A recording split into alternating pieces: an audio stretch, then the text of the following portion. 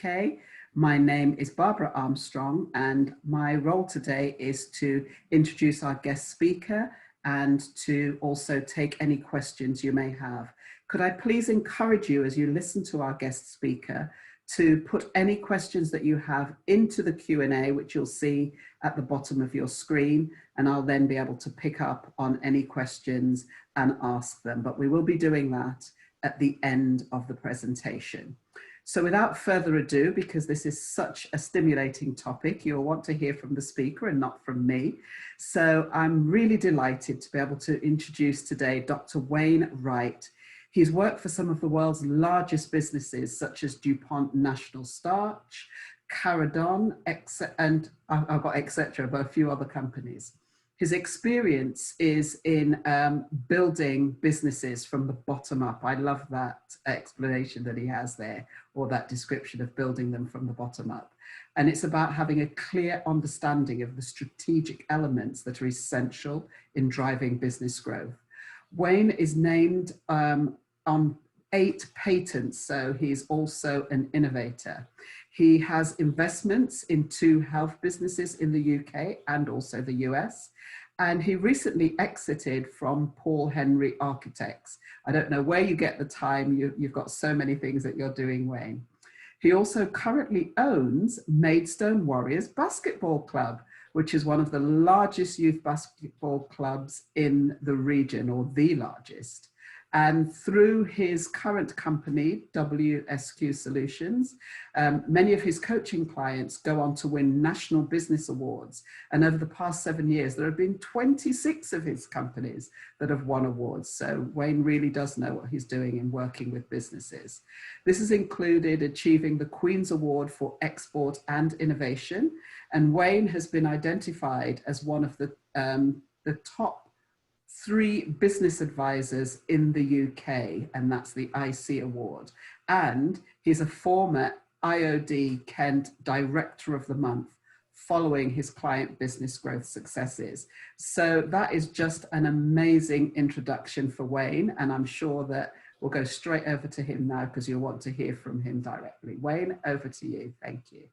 Thank you, Barbara. It's a pleasure to be with you today. So much to talk about, and I really want to just go straight into the topic, how blockchain will impact your business and your life. I think it's really important to just state that I'm going to be talking about this on a very, very high level basis. It's a complex technology. I'm going to try and make as possible, give you that more or less business strategic overview. So just bear with me. Certainly if there's any detail that you'd like to know more, use the chat to do that. I'll try my best at the end to answer those questions, but at the same time, you can contact me afterwards for more information as well. So let's crack on, get a pen and paper, just write as much as you can, and hopefully we'll try and get to grips with some of this structure. So my talk today is going to be really focusing on a number of areas in terms of, so let me just go back and look at that agenda. What is blockchain? How does it work? And I think that's really important. Why will it impact businesses? And why will it impact your life? I just want to just unpack that element as well.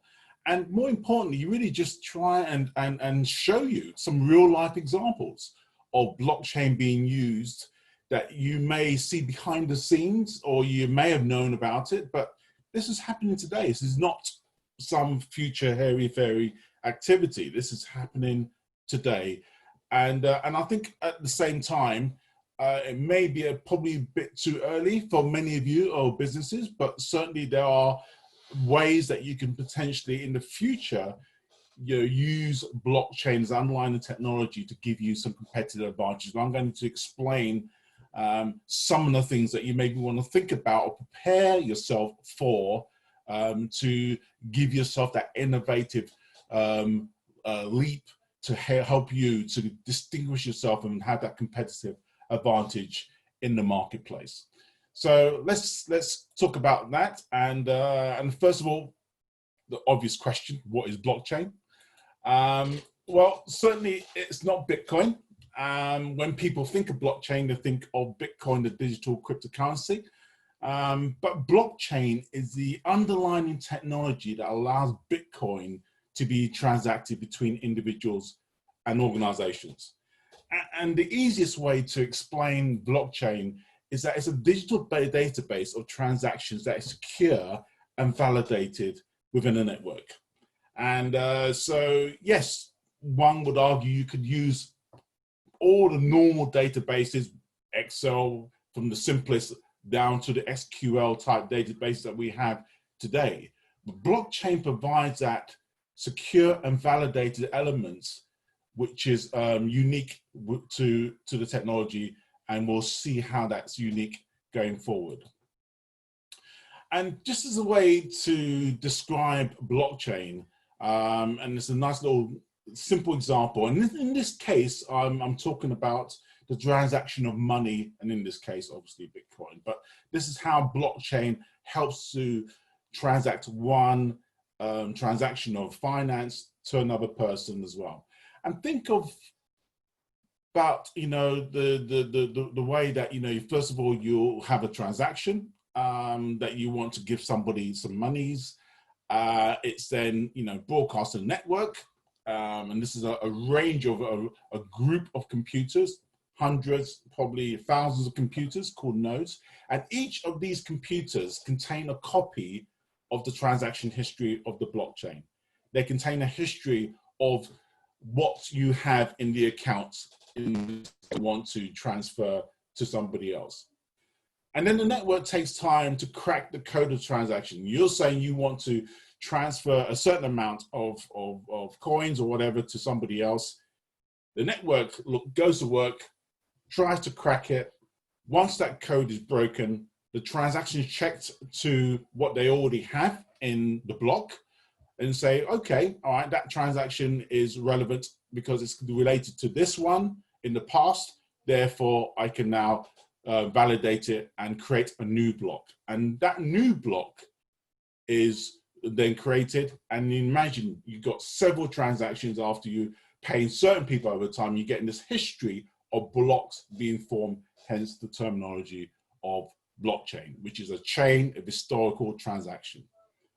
And once the transaction is clearly complete, then the person receives the other money and then that takes place. So the power of the blockchain is that the true transaction history is spread over several networks. So anyone tampering with the history will be seen and thrown out. And that's the power of this of technology that you we are experiencing today. So how will it impact your life? Well, I've got a number of very simple areas. I'm sure there are more, but you know, I've just picked a few out that may be of interest and of relevance to you today. And in terms of identity management, my question to you is, where is your personal data? And you know, it's an obvious question in that respect, in terms you say, well, it's everywhere. And yes, it is everywhere. It's within Facebook, it's within the bank, it's within the doctor's surgery, hospital, tax office, wherever. It is always stored centrally. And do you know that hospitals sell your data for a fee? You know, you may find that incredulous, but you know, ultimately, the hospital anonymize your data and they send that, you know, and they sell that to people who want to know about people's healthcare characteristics. And you may be familiar with the Cambridge Analytical data scandal in relation to taking privacy data from Facebook and utilizing that effectively for their own purposes and for our own needs. And you know, we know that privacy and control of your personal data is becoming more and more important. But what if you had complete control of that data and only share what you want and when you want it for a fee? So rather than somebody else collect the data for a fee, why don't you? Well, blockchain provides that opportunity. And clearly, in terms of anybody who's sold a house, can testify the plethora of middlemen holding up the process, changing their minds at the last minute, gazumping, whatever it is. With blockchain, the agreement is written in code, and once the deal is satisfied, the transaction is satisfied. Money exchanges, permission for deeds, and of course, the keys given to new owners. And in relation to import and exports, the way the documentation that you have when importing and exporting products and services means that the process is really, really bureaucratic and frustrating. And by having the blockchain, the documentation on the blockchain, one no longer has to wait for a clerk somewhere to approve an import. Once the documentation is validated, it is approved instantly. And the last thing to think about as well is, funding structures. The amount of clearing houses and banks and for currency transactions is enormous.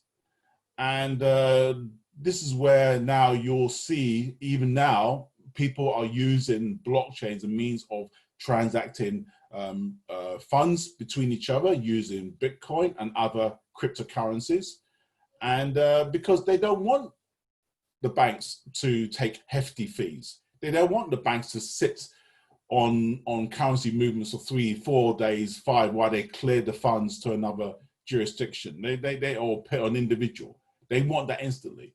And I appreciate a lot of the news is about, the dark web and how people are utilizing that for criminal needs. But generally, that is a big issue in our world, where we're not able to transact and move money effectively when we want to and at the appropriate time. So those things will become more and more prevalent, as you'll see over the next 5 years or so. And in terms of businesses, the same process really. Certainly if you have those businesses that need security clearances for your staff or for new employees, it's very difficult sometimes to verify staff as well as to prove to clients their credentials. As you well know, the stats are atrocious. 80% of CVs have one or more discrepancies. And if you're able to verify your data, i.e. your passports, your educational certificates, if they can be uploaded directly to the blockchain from verified sources, then you have a repository of data that you control, and therefore you can share with others to prove your credentials. The same thing with legal and commercial and purchasing agreements and mergers and acquisition and all those things where you're looking for unique validation of making sure that certain things are satisfied. That's where the power of blockchain to speed up the process comes into play. And as you all know, those of you who are involved in exporting or importing products or services or whatever it is, the plethora of documentation, export documentation they have to go through to validate certain aspects. And again, utilizing blockchain will cut out a lot of the middlemen and the centralization of processes and system as well. And this is quite this may be something that I'm sure people may be thinking about in terms of utilizing blockchain for even Brexit, because clearly the old issue with how to handle the customs border issue with Ireland is going to come up to play. And I think, blockchain could provide a technology solution for that as well going forward. And clearly the final aspect of funding structures, and a number of companies, as we speak today, over the last 2 or 3 years, have utilized blockchain as a means of not only raising funds through those means and creating digital currencies to run their businesses, but also to use it for governance elements in terms of having digital shares and digital shareholding and digital structures which allow shareholders to have their share certificates within the blockchain. If certain conditions are satisfied, then those dividends are approved accordingly. So I just want to share a couple of examples, real examples of organizations here and on abroad, in the US especially, who are utilizing blockchain to make effective aspects for our lives. And the first one is Tested. This is an American organization, and I know the CEO very well. And they have created a solution to help employers track their employees, especially those who have corporates and organizations, especially in the manufacturing sector, and help them especially to be able to track and trace those employees who are tested on a regular basis. And those who obviously clearly are positive, then that have the means of being able to isolate different groups, different activities within their companies, and be able to ensure that the company is still running rather than an outbreak happens, as we've probably seen in the news recently with different manufacturing organizations, food organizations, where, you know, invariably when one person gets tested and approved, then the whole company has to shut down for a period of time. They're trying to limit that and create the opportunity where they can get to people a lot quicker and be able to secure those vulnerable individuals in those circumstances. So it allows then the individuals to be tested. The blockchain validates the test to make sure that it's related to the right person. That may include their location as well, if the employees are able to give that. And then it allows then the employers to then trigger appropriate actions for them as well going forward. This is one of my businesses in the US, which I've invested in, and it's in the healthcare sector, and where what we're doing, we're giving individual and patients the opportunity to have all their data in one repository. So all their doctors' information, hospital information, wearables, whatever it is, it's all stored within the blockchain. And in this case, we're utilizing some AI above that to be able to support the individuals improving their health as well. So again, the beauty about the blockchain provides that secure element which allows individuals to control their data and share that data if they so wish with healthcare professionals or pharmaceutical companies, and get a fee for that data if they so wish. So it provides them a real great opportunity to do that. This is happening in our backyard in London, and Cojute is based in London, and it's created an organization with 40 partners, banks, solicitors, estate agents, and they're launching a service to move, an individual who wants to sell their house to move house in weeks, not months. And that's all enabled via the blockchain. So all the transactional elements are within that blockchain. Once they're satisfied, it moves very quickly.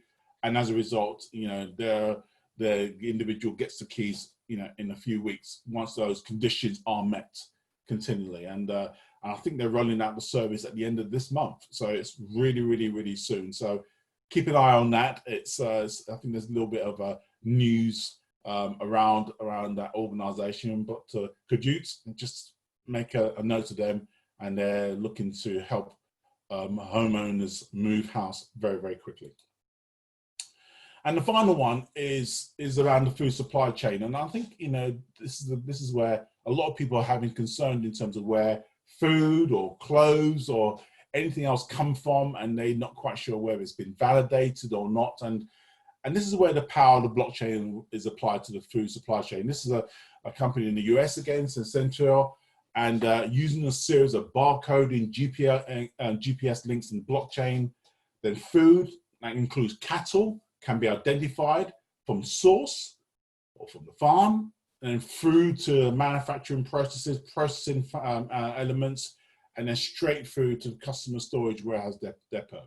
So you have a complete identification process and link of where your food comes from at any one time if you wanted to find it. And that's really powerful, especially if there's outbreaks, if there's elements in terms of people needing,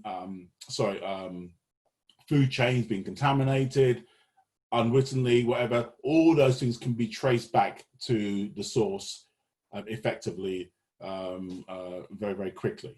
And you'll see this becoming more and more important, especially for the movement of high-cost drugs from pharmaceutical companies, etc. as well. So hopefully that you'll see that. I think, you know, one thing that I'd like to really talk about is the impact that you'll probably see coming through, and also how you probably can utilize blockchain for competitive advantage. And the first one is about smart contracts, and the blockchain provides the opportunity for you to create an algorithm in the blockchain that if certain conditions for trade or legal acceptance are accepted, then the blockchain is satisfied. And you know, platforms such as WeTrade.com can help. So in other words, you know, sometimes you may think, well, crumbs, this is going to cost me an arm and a leg to do all this software development. Well, you've got now certain platforms. Ethereum has a, you know, the platform which allows you to build upon. WeTrade is a little even simpler one that allows you to plug and play what your needs are within that. You know, different organizations like Karma are great for charities as well. If you want to create, you know, a blockchain for, you know, fundraising, etc.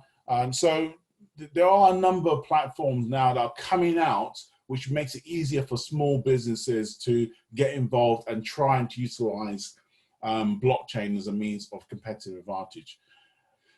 And the other element is identity management. Clearly, if you think about recruitment organizations, those especially that are involved in security, screening and validation of individuals in government organizations, or, you know, high security organizations, police, etc., you know, then using the blockchain to verify identity allows not only you to be confident that the information that they have is correct, but also that the client is confident that the, you know, documentation is correct. So it's worth thinking that and exploring that. Just worthwhile mentioning the Blockchains project, and some of you may be familiar with, and I can probably you know, and afterwards maybe share with Barbara the link. It's a European Horizon 2020 project one, and I appreciate that, you know, we're coming out of the EU at the end of the year, so maybe something that you can probably look at very quickly. But it's a project that will facilitate the revolution of blockchain and other distributed ledger technologies across Europeans, small and medium-sized enterprise. And what they're trying to do, they're trying to give startups and SMEs the opportunity to build real-world case examples of blockchain technologies, and helping them to really develop that and to try it and to see if it works effectively. So they are, you know, creating a little accelerator group to matchmake you know, SMEs with people who build blockchain and providers, and then allow them to work together to provide an opportunity to see whether your business or your activity can make a competitive advantage by utilizing blockchain in your industry as well. So that's something to look at. Blockchains, Horizon 2020 project that you need to get involved with. So I think I am practically overrunning, so let me just quickly finish off. Again with sort of logistics and purchasing management, goes without saying, just worth, you know, as I was saying, you know, certainly if you are involved in the movement of goods, or you want to certify certain goods and prove the certification of those products and services, then it's worth considering blockchain as a enabler and also a competitive advantage for what you're trying to do as well. So hopefully you've got an overview, very much a very high level overview of blockchain. There's obviously a lot out there that you can look at as well, but hopefully that gives you a flavor, a little stimulates you in relation to thinking about how your business can utilize the technology, how it's going to impact our lives in the future, examples of where it's happening, real life happening today. And certainly I hope that's of interest and certainly of benefit to you. If you want some more information, then please obviously contact me. My email's there. You know, happy to have a further chat with you all about it on the detail. I appreciate it may not be the best time to do that, but I'm sure Barbara may have a few questions that she may want to ask as well from the chat. So thank you, folks, again. Appreciate your time. Thank you. I have to say, Wayne, that is one of the most comprehensive and straightforward explanations of blockchain I've ever listened to. So I'm sure that everybody that's on this, which is very extensive, has found that really, really interesting and stimulating. So thank you so much for that. No worries. What I do have one, and it's a fairly long question, so I might do it in bits. And Jamal, this is your question, so I think I will try and do it in bits. I'll read it out. I have a model to use freelancers on a part-time or contract to do a task. The ultimate product is authoring a curriculum.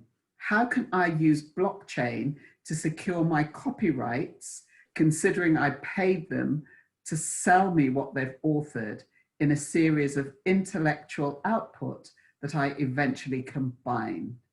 And he's put, I hope this idea is clear. And then he says, to simplify, it's like breaking the authoring of a book process, but break it into many authors instead of one. And I want to be publishing house who owns the right.